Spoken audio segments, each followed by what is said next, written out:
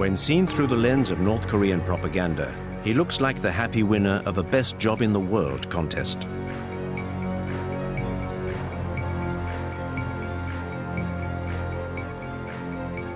Each time he is out in public, he has the air of a man marveling in the discovery of a fabulous country that his parents built just for him. A country where he has a hand in just about everything. Drawing up plans for a new quarter of Pyongyang. Being a lifeguard for the youth of North Korea. Sampling the biscuits which will soon flood the regime's groceries. Overseeing the growth of the chicks on the state farms. And even acting as an advisor to the country's hair salons. Arduous days, but days where he can still find the time to try out the latest rides at the capital's amusement park. These absurd, amusing, but also terrifying images are the only ones we have to help us understand this young man, who is at the controls of a nuclear power. Kim Jong-un does not give interviews, so we have decided to go and meet those who know him best, in an attempt to draw a clear portrait of him.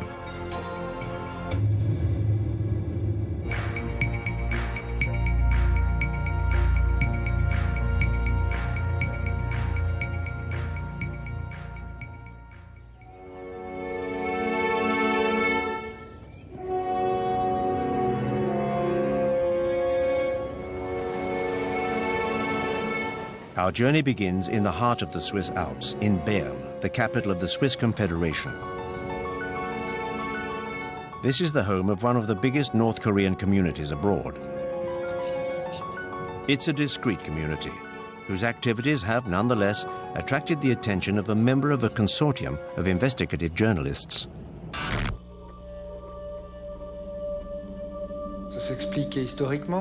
There is a historical explanation. Switzerland is a neutral country, a member of the United Nations in Geneva and other international bodies. And North Koreans have always had access to Switzerland, with its peaceful side and its respect for privacy.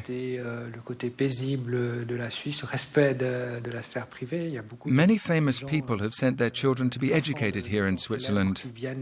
These are probably the reasons that compelled Kim Jong-il to send his children to Switzerland.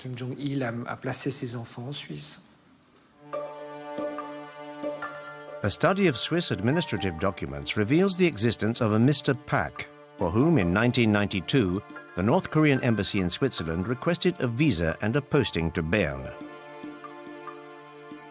The visa request bore the names of 3 children, Chol, Hun, and Mi Young. The names were only slightly altered and the birthdays were identical. Mr. Pak's children were in fact those of the North Korean dictator Kim Jong-il. We knew the children were here, we knew their real identities, but it was not a problem for the Swiss authorities. It was even seen as a boon. Why? To maintain links with the country, which had already cut itself off from the rest of the world.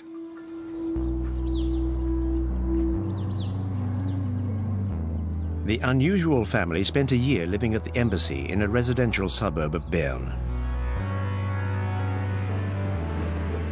Chol, the eldest, enrolled at a nearby international school for the children of diplomats and businessmen.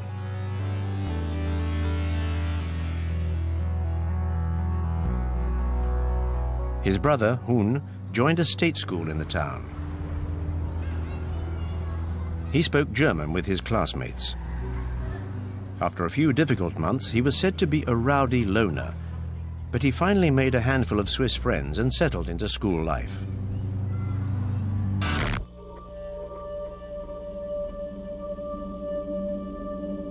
The boys' school results weren't bad. They were sometimes mediocre, sometimes all right. And he was very much into sports. And he was particularly interested in basketball.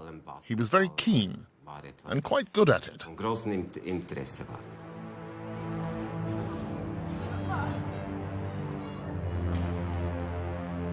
Around this time, the Pak family moved into an ordinary apartment near the school.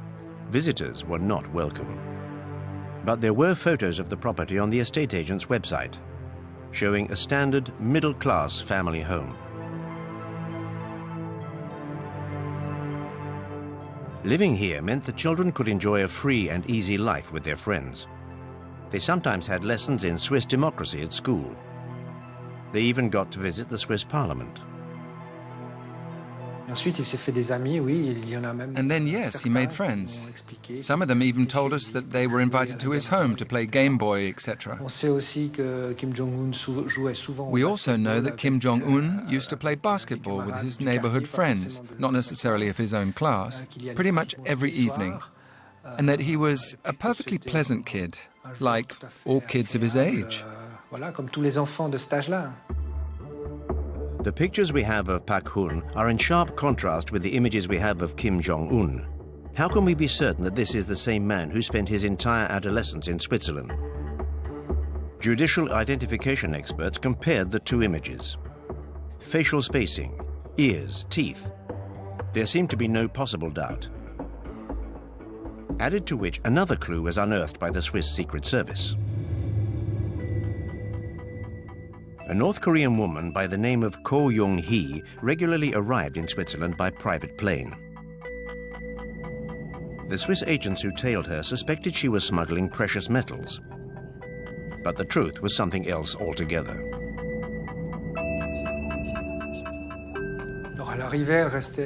So she would arrive and usually stay 2, 3 or 4 months, and she would stay at the house too. But she would also go off on regular shopping trips in the great capitals of Europe. Or there would be big family get-togethers. I was told about a family reunion which took place in a hotel at Interlaken, for instance, where the family rented out a whole wing of the hotel and met up there.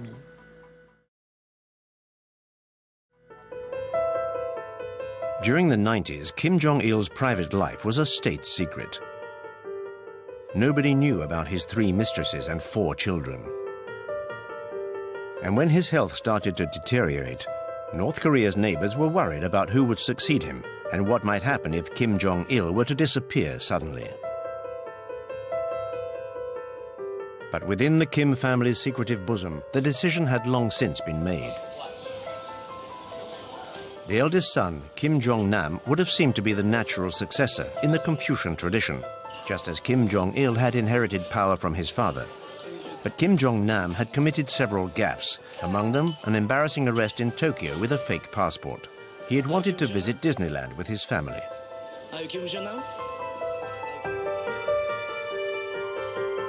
The second son, Kim Jong-chol, educated in Switzerland, was considered too soft, even too feminine by his father. Kim Jong-un may well have been the youngest son, but he was also the son of Kim Jong-il's greatest love, Ko Young-hee. The former dancer would play a significant role in the corridors of power.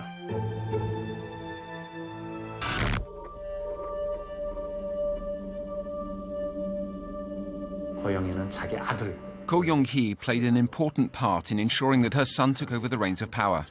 Kim Jong-nam, the eldest son, already had an important role in the country's hierarchy, with an elevated position at the General Bureau of Data Processing, where he specialized in communication networks. But since Kim Jong-un took control, Kim Jong-nam has found himself in an awkward position. He can no longer return to North Korea.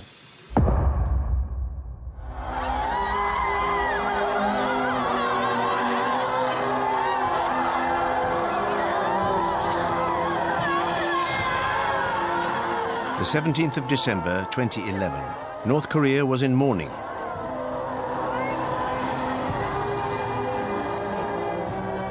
Kim Jong-il, the shining sun of the 21st century, had died just a few days before. It was time for the propaganda machine to set up the funeral scene.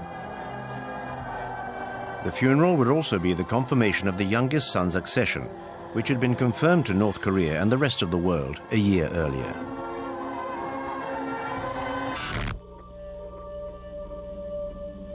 Kim Jong-il was ruling the country, or basically had senior position in the country for quite some time before he became the leader, at least 10 years that he was involved. And Kim Jong-un, I think it all came very suddenly. They did it, the propaganda, they did a bit of going back and sort of trying to create a story about how he was being trained many years in advance.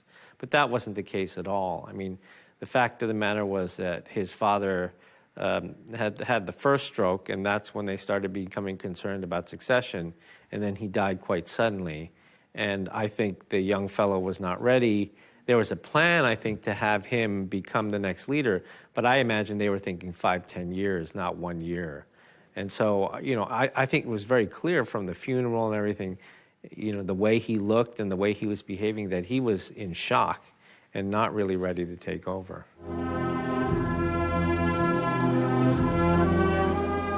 Kim Jong-un's problems had already begun.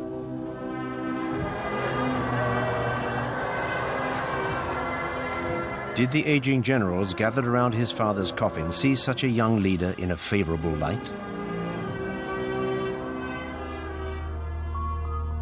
Kim Il-sung, the founder of the nation, staked his claim by leading the anti-Japanese guerrilla army during the Second World War.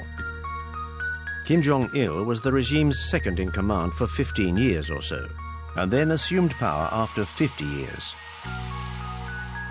Kim Jong-un, however, was a mere 26 years old with no experience and no reputation to precede him.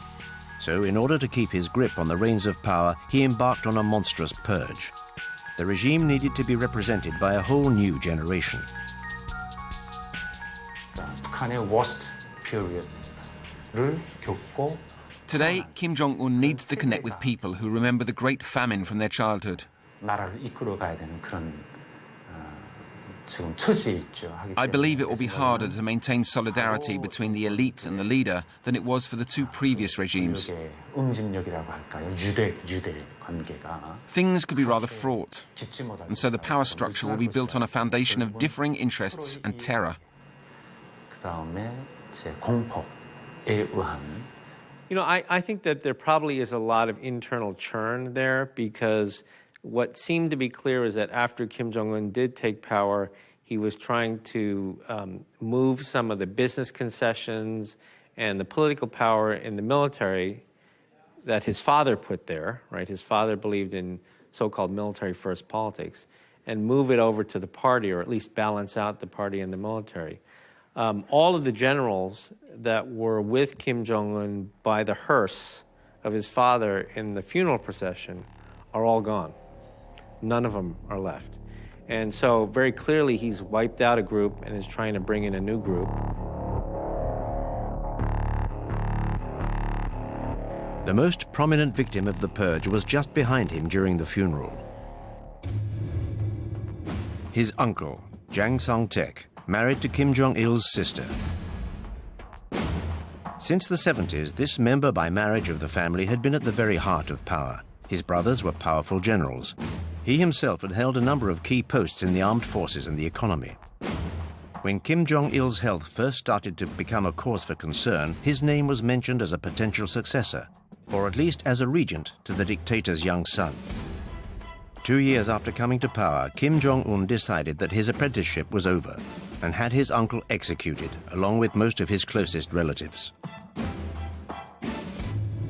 굉장히 유능하고 For us, Jang Sang-tak was a very competent man. I worked with him. 부하들 잘 챙기고 He was funny and kind to his subordinates. 업무 He took good care of us and worked hard. Certainly the news of his arrest and then his execution were quite surprising to many of us who study this country. But I think what was the most surprising was the written statement that came out explaining why he had been killed. You know, in the past in North Korea, when these sorts of things happen, they happen very quietly. It's a car accident or it's a sickness, and there's really not much explanation given. But in this case, you know, a very clear explanation, in many ways exposing vulnerabilities inside of North Korea. The charge sheet accused Jang Sang-taek of wanting to overthrow the regime. This was a tacit admission of a struggle at the heart of the power structure. He was also accused of being an unfaithful husband and a corrupt communist. And rumors of his fondness for young girls were confirmed by the official press.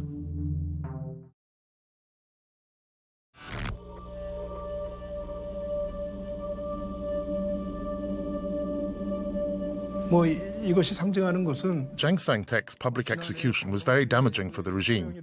North Korea is a deeply Confucianist country where respect for one's elders, especially relatives, is ingrained. Murdering his own uncle was more likely to harm the people's loyalty to Kim Jong-un than consolidate his power. I think that the members of the elite who lose respect for their leader could also turn away from him.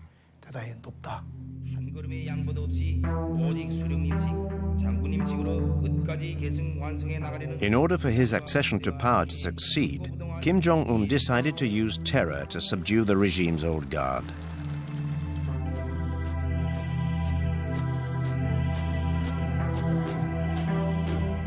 He then concentrated all the key posts and surrounded himself with those loyal to him.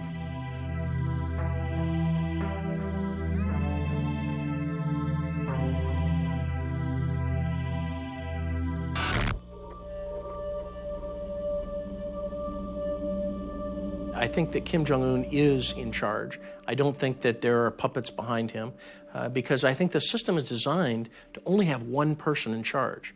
And so, and everybody must demonstrate their personal loyalty to him in order to survive.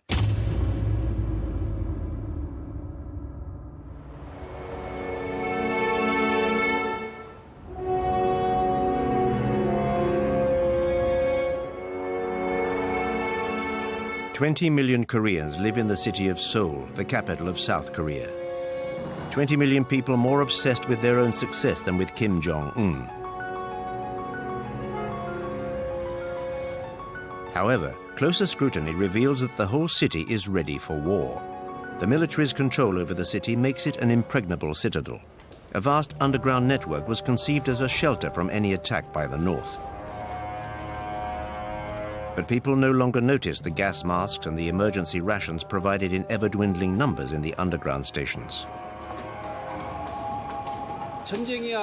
I'm not worried about war. I've done my national service.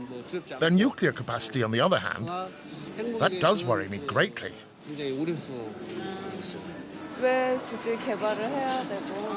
I don't understand why he wants to develop nuclear weapons. To blackmail us? To threaten us? To get something out of us? Or just for his own personal glory?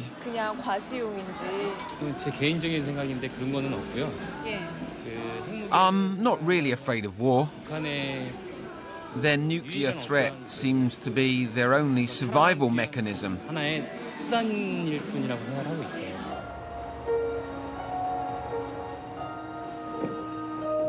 The North Korean border is only 30 kilometers away. It's an impassable, demilitarized zone 2 kilometers across, with hundreds of thousands of soldiers either side of it. Seoul is well within range of cannon fire. The soldiers in the south can see villages in the north. Unlike his father, Kim Jong-un personally inspects the advanced posts, which are the greatest threat to Seoul.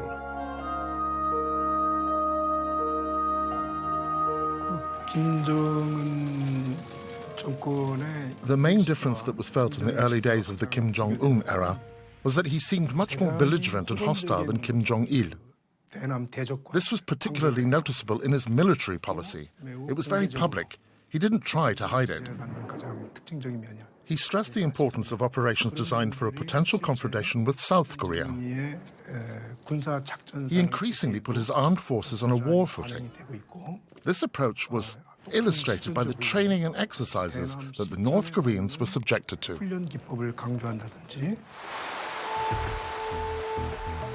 Kim Jong-un made his first North Korean propaganda appearance a year before his father's death.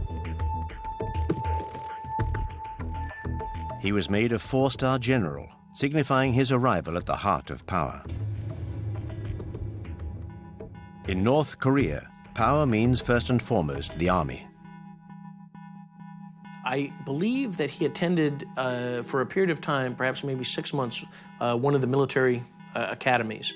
They have given him some titles, and of course, he, you know, the way that they're creating the myth is that he planned the Chonin sinking and the shelling of YPDO. So I don't believe he has any credible military experience, but I think that they are trying to create that myth.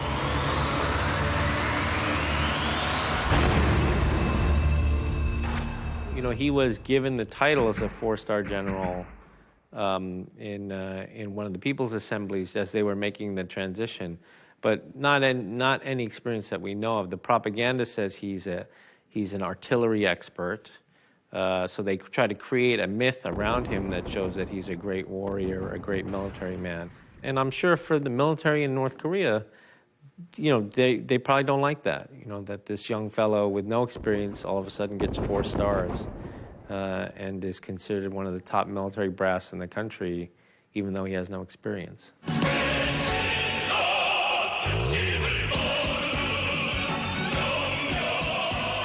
The North Korean army consists of over 1 million men and 6 million reservists. Morale-boosting inspections of all units is a daily obligation for the great leader.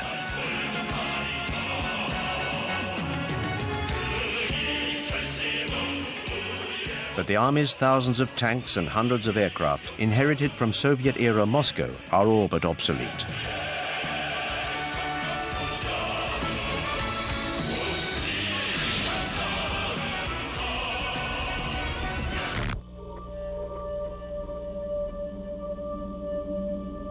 Pyongyang, and so 90 miles, 20 miles to the border with the DMZ, you don't need such conventional, sophisticated weaponry. You need the manpower, the multiple rocket launchers. I mean, within 90 minutes, it could be a disaster. So, and then there's also the asymmetrical side. I mean, we're looking at the military in the conventional sense, with conventional weapons, and then we're saying, oh, the priority's been the missile and the nuclear program. Absolutely. But there's also asymmetrical warfare, looking at other capabilities, like cyber capabilities and what have you. And elements of weapons of mass destruction. It's not only nuclear, but you've got biological programs, you've got chemical programs. So I think this is a government that has invested heavily in their military, but it doesn't always come across in their conventional military capabilities. It's a myriad of capabilities, and some of them are very potent.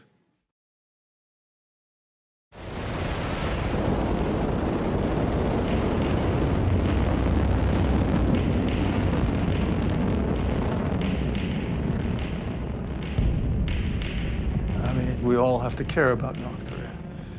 Let's be practical. North Korea has nuclear weapons. It's the 9th nuclear weapon state. The assessment is from 6 to 12, maybe even more nuclear weapons, right? And they're developing their programs. They have a uranium enrichment program to build nuclear weapons. They have missile systems. They have the Scud, they have the Nodongs, they have the Taepodong. They're building the KN-08, which is an intercontinental ballistic missile, which is a mobile missile, solid fuel, so it's great capabilities. So North Korea is persisting with their nuclear program, their missile program, and the prospects of proliferating some of that, selling some of that material.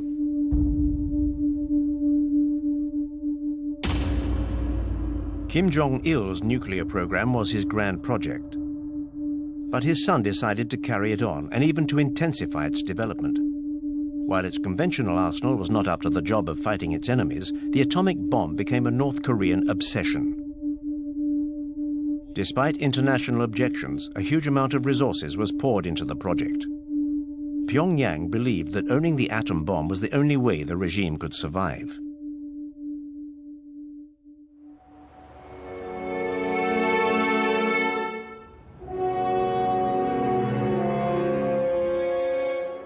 It is the only deterrent to its great enemy, the USA, with whom it was at war during the 1950s.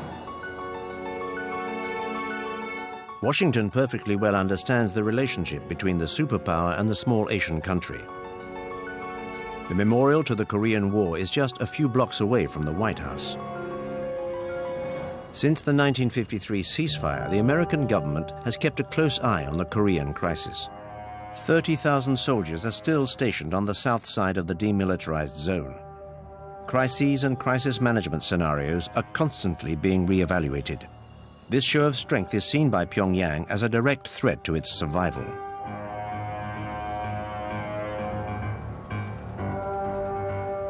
I think that they fear the Ceausescu end, they fear the Gaddafi end, the Saddam end. All those those leaders who have lost because they didn't have nuclear weapons, they made agreements with the United States, or their people rebelled, in Ceausescu's case, they don't want to end up in those cases. And when they look to South Korea, they don't believe that they will be given a future in South Korea. And clearly a democratic South who would try and send to jail their own presidents, they can only imagine what they...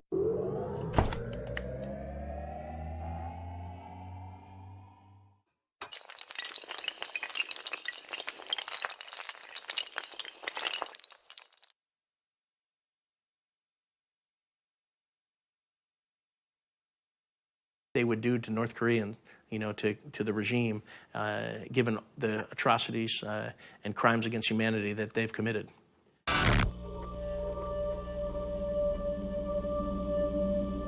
North Korea's goal is to, if you will, to place North Korea in a situation so that no one in the rest of the world would dare attack North Korea.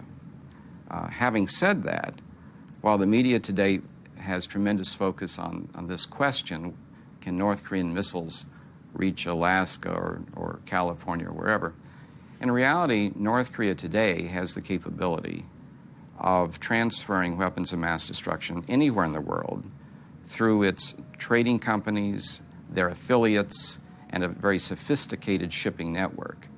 So North Korea already has the ability worldwide to deliver WMD anywhere. North Korea is already a nuclear threat. But it has also been developing some of the world's most powerful cyber warfare units.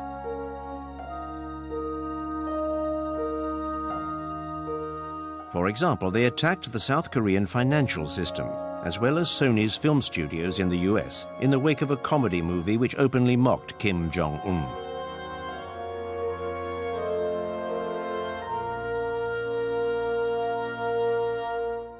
Many of us who have negotiated with North Korea, and I'm certainly one of them, I have great respect for their capabilities. But those who have not spent much time in North Korea or dealing with the North Koreans, they say, look, this is a country that can't feed its people. If you have malnourishment going on and so forth, and you have this economic development, which is minimal, if anything. I mean, the public distribution system doesn't work.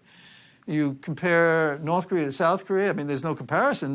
South Korea is a modern country that has a significant GDP and per capita income is high.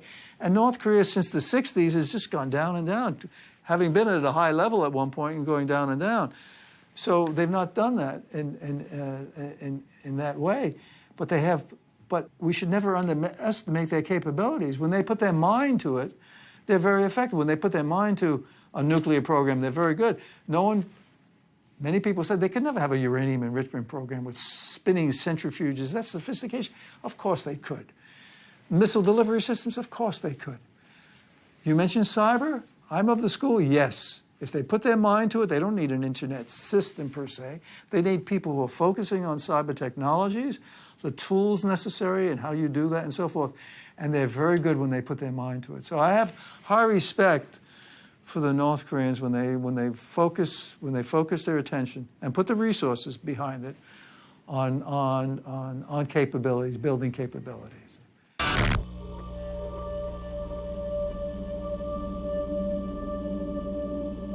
One thing every North Korean leader has understood, and he does as well, I think, if they lower their guard, in their perspective, if they lower their guard, they will be treated by the major powers as the used furniture of history.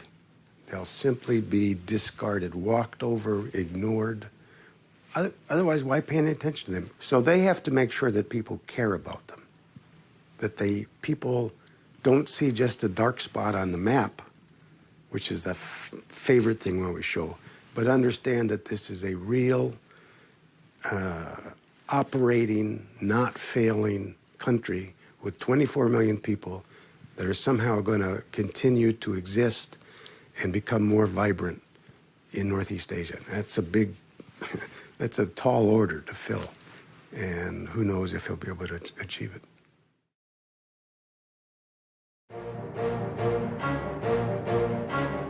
In order to maintain his grip on power, Kim Jong-un decided to fight a war on two fronts. One of these was the preeminence of the army and the apparatus of repression. The young leader spoke openly about the country's poverty. He claimed he would not be able to sleep until his people had an adequate standard of living. From his youngest days, Kim Jong-un spent a long time with his father's Japanese chef, who became his close companion.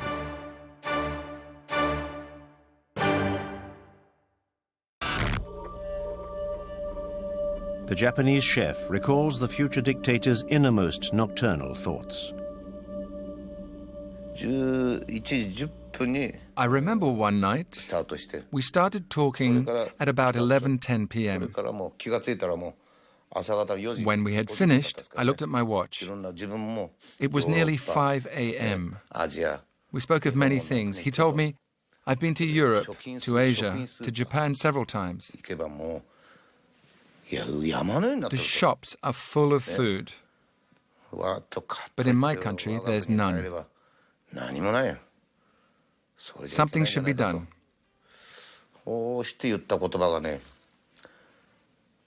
Then he said, "I think we should follow the example of China's policy."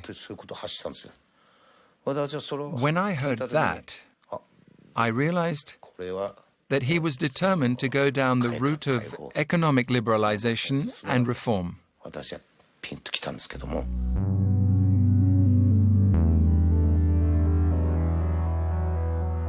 Every day, propaganda portrays Kim Jong-un as the great orchestrator of the renaissance of North Korea's agriculture and economy.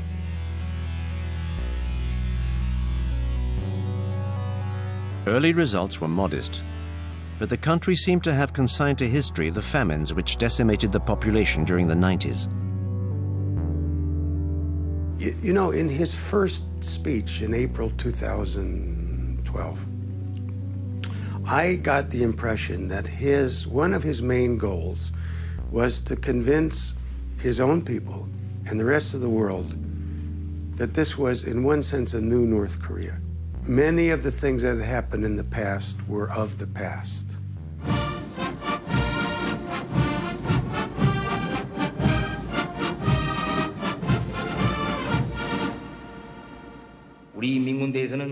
Our People's Army must be the embodiment of our great general's slogan, "Help the people."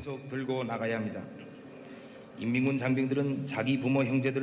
People's Army's soldiers and officers do more for the people than they would do for their own families. Our people are the finest people in the world. They have faithfully supported the party in face of great challenges. They should never have to tighten their belts again. They should be able to benefit fully from the riches of socialism. That is our party's firmest resolution.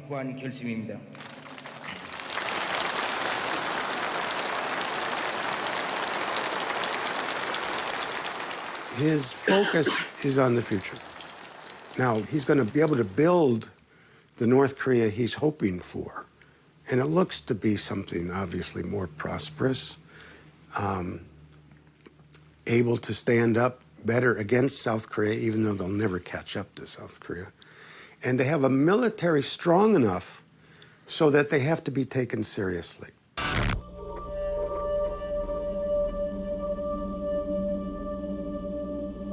많이 어렵지는 않아요.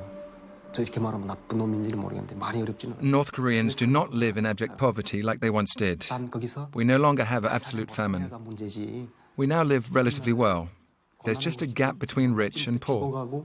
But there is no longer extreme penury. You may see awful images of starving North Koreans, but that was 10 to 15 years ago. It isn't the case nowadays. North Korea is churning internally as we speak. There are amazing changes occurring within that country. Kim Jong-un is allowing an unprecedented number of people to leave the country, to learn about the basics of business, to learn about international economics, to learn about how to transition from a controlled economy to a market economy. Now, this is remarkable that he is allowing this sort of situation to occur. North Koreans are now able to go to Singapore to learn about the basics of business. North Koreans go to Hong Kong, they go to Vietnam, As we speak, there are North Koreans in Canada learning about international economics. And at the same time, North Korea is actually allowing a certain number of people, including some from Singapore, to go into North Korea and to discuss the basics of business. So this is a different day, a different world, and it is impossible at this point in time to ascertain what this will mean and what the consequences will be. From what we know anecdotally from people who have been not just in Pyongyang but in the countryside, there are resources being devoted to development. Housing, infrastructure, some extent food, maybe in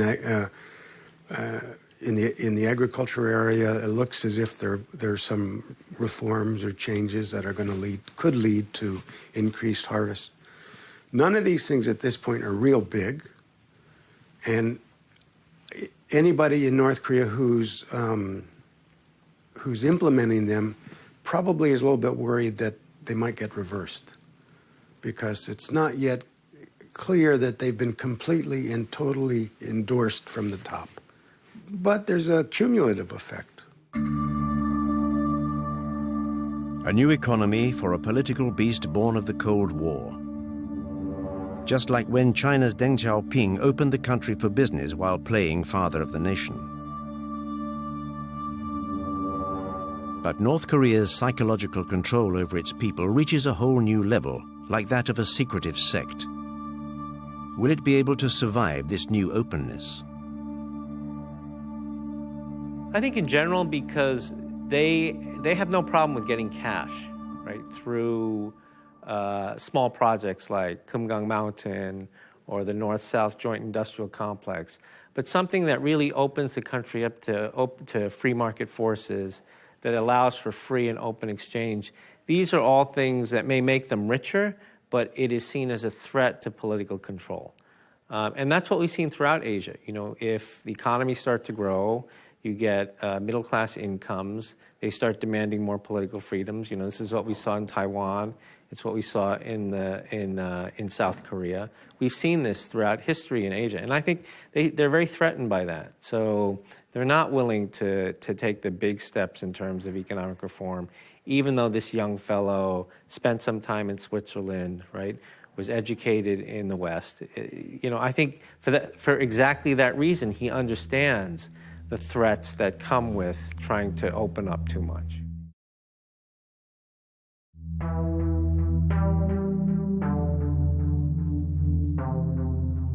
For Kim Jong-un, it's a matter of survival. After the years of poverty of his father's reign, North Koreans need to be given a new sense of hope if the country is going to stay together. His cheerful appearances and chubby frame contribute to the resurrection of the image of Kim Il-sung, who he has come to resemble physically. In North Korea, even the smallest child in the street loves Kim Il-sung. He was the great leader. During his time, people ate well and were not poor. It was from the reign of Kim Jong-il that the country experienced the worst poverty. So Kim Jong-un is trying to show that he is not like his father, but like his grandfather, whom everybody loves. And that's why he tries to be like his grandfather now.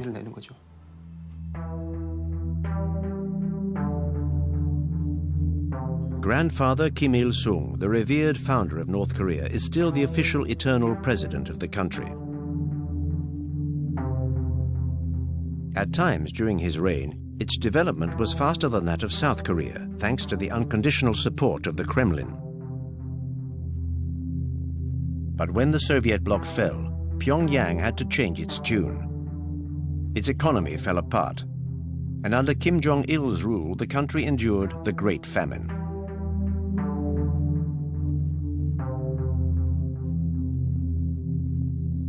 By adopting his grandfather's style, Kim Jong-un seeks to recreate the mythical glory years. He wants to make a link between this supposed glorious past and the new generation, brought up during the dark days and now being sent all over the world to learn about economic reforms. A new generation which sees a leader in its own image, who enjoys basketball and theme parks and is happy to mingle with the general population in front of the lenses of the propaganda machine. Whereas Kim Jong-il clearly found it difficult to even shake North Koreans by the hand. It seems to me it's a combination of a very deliberate effort to have him be different from his father, to be more open, at least to appear more open to the people, to mix with them more freely. There's one wonderful episode, at least to me, a couple of them actually. One of them is when he went to one of the newly built apartment houses. And in the process of welcoming this couple, he sits on the floor with them and has his wife sitting beside him like everybody's Korean mother. You just can't imagine Kim Jong-il ever doing anything like that. You might imagine Kim Il-sung doing that. It's possible. The other thing was when Kim Jong-un was on site guidance for a army unit, female army unit.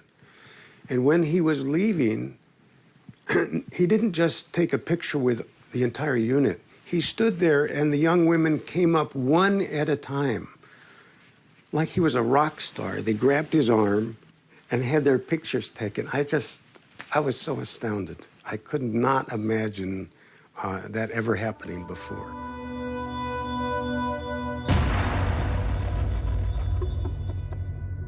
Something that seemed equally unimaginable was to hear Kim Jong-il's voice. Throughout his reign, the only propaganda put out was either silent films or images. He never spoke in public.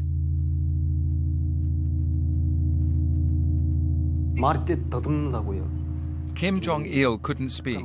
He had a stutter. So he couldn't speak in public. I only ever heard his voice through a door when he was having a meeting with his chiefs of staff. He stammered.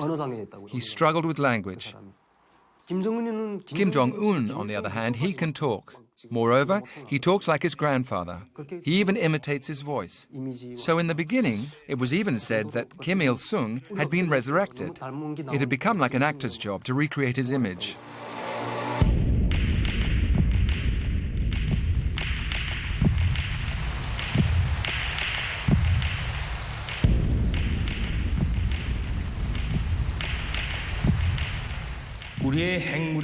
Our nuclear capacity is our guarantee of protecting our national sovereignty. It allows us to build peace, prosperity and power, as well as the happiness of the people.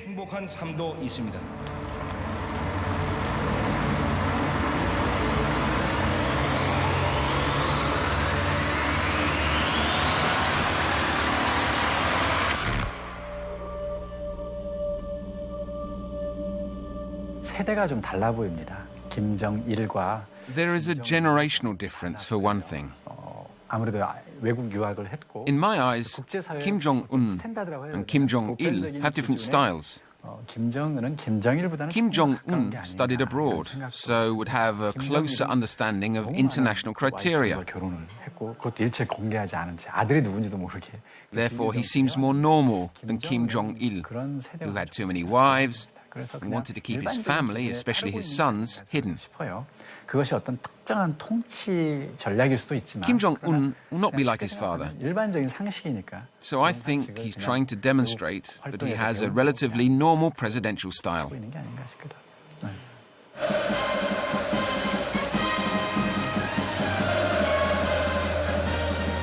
But how can one follow a normal path when one comes from a family with such history? Kim Jong-un seems to have chosen to allow a degree of transparency where his family is concerned. Since the beginning of his reign, he has shown off his wife. She accompanies him on his many excursions. Immaculately turned out, she occasionally treats herself to luxury toiletry items. North Korea has for the first time its own First Lady. Always smiling, she is a symbol of modernity and diversity. Kim Jong-il, for his part, had a great many secret mistresses, most of them selected from among the ranks of the regime's official artistic community. This troupe was conceived essentially as a harem for the dear leaders. Kim Jong-un's mother, like his wife, issued from these ranks. It was at the end of his adolescence that Kim Jong-un could begin to make his choice.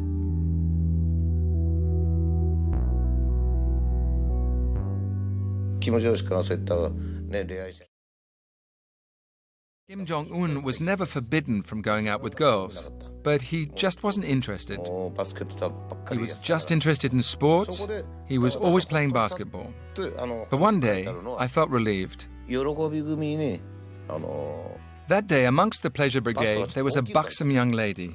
Kim Jong-un called me over and said, "Fujimoto, look at those puppies." I was so relieved to hear him say that. I told myself, he's a lad, and everything's going to be fine.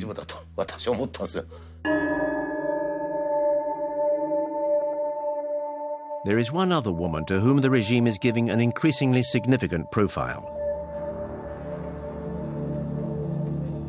She was seen behind Kim Jong-un during his father's funeral, although the propagandists never named this young woman in mourning. She's the dictator's younger sister, Kim Yo-jong.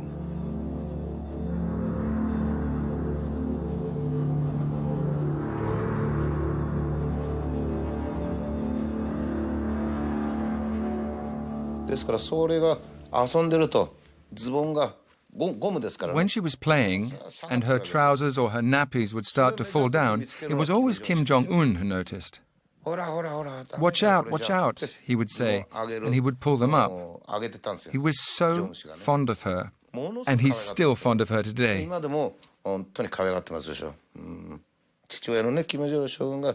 Kim Jong-il was equally fond of his little sister.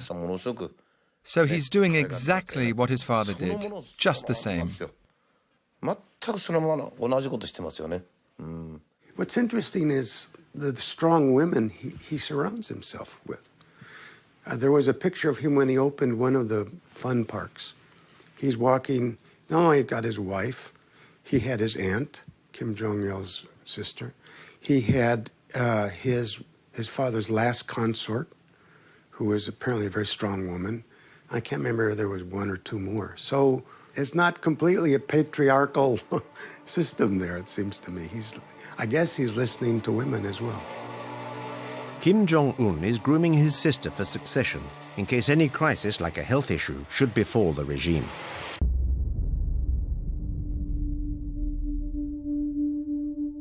In late 2014, the dictator disappeared for a few months because of a surgical procedure on his ankle. Even then, his transparency in the official media was astonishing, portraying a limping convalescent.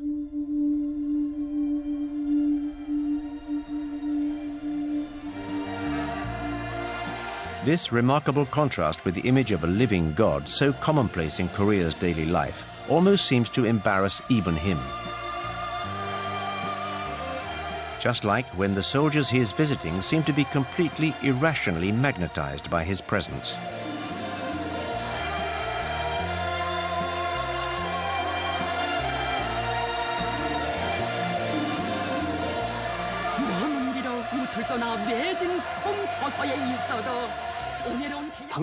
There's nothing special about these pictures. It's perfectly normal. Here in North Korea, Kim Jong-un is like Jesus. If you were a Christian and you were to see Jesus aboard a boat by the river, wouldn't you try to follow him? This is no different.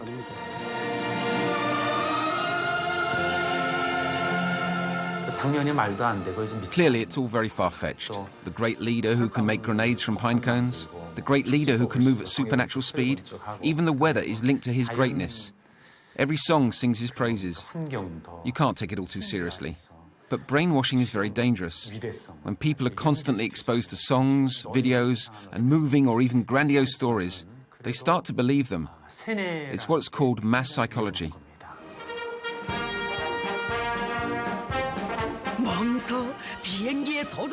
This allows North Korean television to present the dictator as an instructor for airline pilots.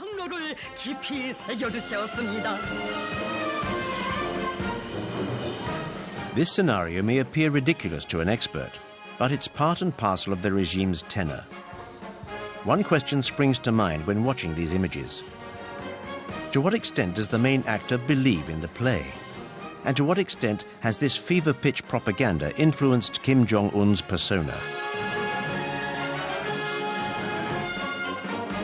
You see humanity in the man smiling and reaching out to the people and engaging. And then you say, my God, how could you do that to your own people? How could you have been so brutal to your own uncle? How does that come together? But this is what we're looking at. We're seeing a leader who is, and that's why people say he has not been that rational an actor. On one hand, you see the humanity in the man, the charisma. And the other hand, you see the brutality. And you say, what do we have here?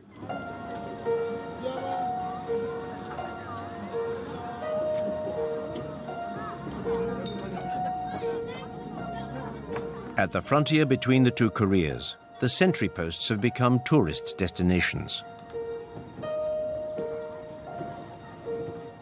South Koreans come here for a family outing on Sundays to take a look at these vestiges of the separation between the two countries.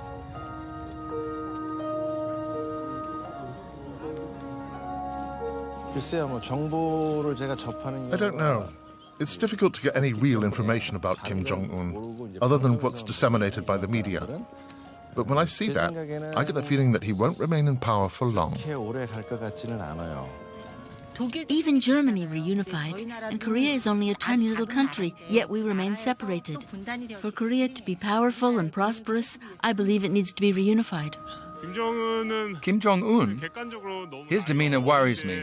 I think he's too young. He comes across as more aggressive and unstable because he's young. I think he's a very dangerous man.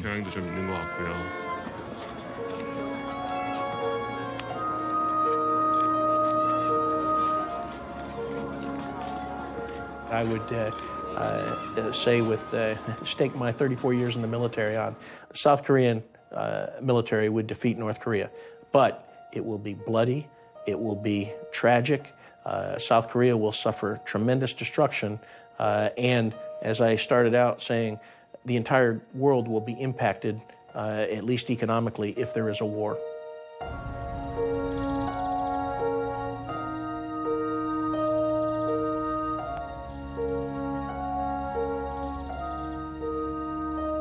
Could this final frontier of the Cold War possibly fall? For many Koreans, the question is now irrelevant. Personal and family connections have all but vanished after 60 years of separation.